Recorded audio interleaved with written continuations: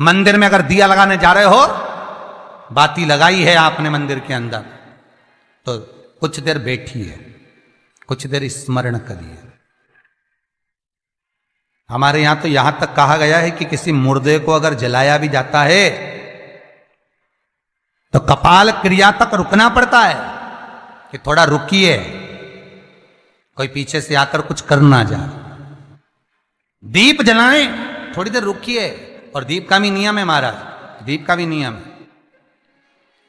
दिए में जो फूल बत्ती लगती है, गोल बत्ती लगती है, गोल वाली, ये बत्ती हमेशा कोई विष्णु भगवान की पूजन कर रहे हो, शिव जी की पूजन कर रहे हो, कोई अन्य देवता का अगर आप स्मरण कर रहे हो तो गोल बत्ती लगाई जाती है। भगवान के मंदिर में पूजन कर रहे हो तो गोल बत्ती लगाएं।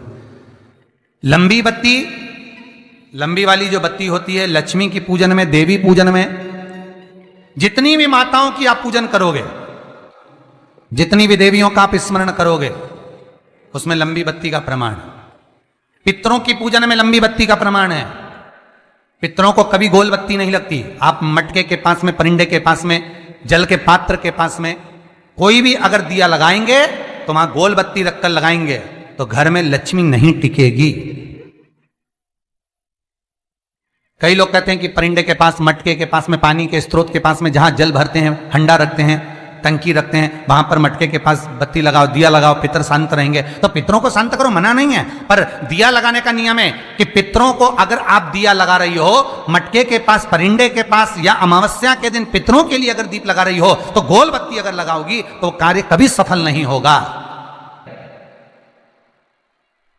धन आएगा जाएगा, टिकेगा नहीं।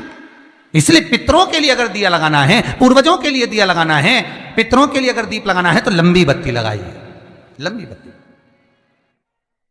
महाराज, लंबी बत्ती का प्रमाण हमारे यहां शास्त्र करते, गोल बत्ती का प्रमाण। और सुंदर चरित्र कहा, यदि आपके जीवन में बहुत ज्यादा लक्ष्मी से तकलीफ है, कष्ट बहुत ज्यादा है, या इसलिए शायद कहा जाता है कि भगवान को सर्वश्रेष्ठ कौन सा चंदन अच्छा लगता है। आपको पहले भी कथा में कहा, आगरा की कथा अगर किसी ने सुनी होगी तो उसमें वर्णन किया। भगवान को सर्वश्रेष्ठ चंदन कौन सा, भगवान को सर्वश्रेष्ठ चंदन कौन सा प्रिय है, वो कौन सा चंदन है जो भगवान विष्णु को लगाएं, राम को लगाएं, कृष्ण को लगाएं, वो कौन सा चंदन है जो श्री हरि को लगाया जाए। तो जीते जी भगवान विष्णु एक बार गले लगाते हैं, उसको कहते हैं हरि चंदन।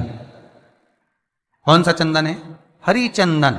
हरि चंदन बाजार में नहीं मिलेगा, हरि चंदन आपको बनाना पड़ेगा। कैसे बनाना है? तुलसी जब सूख जाए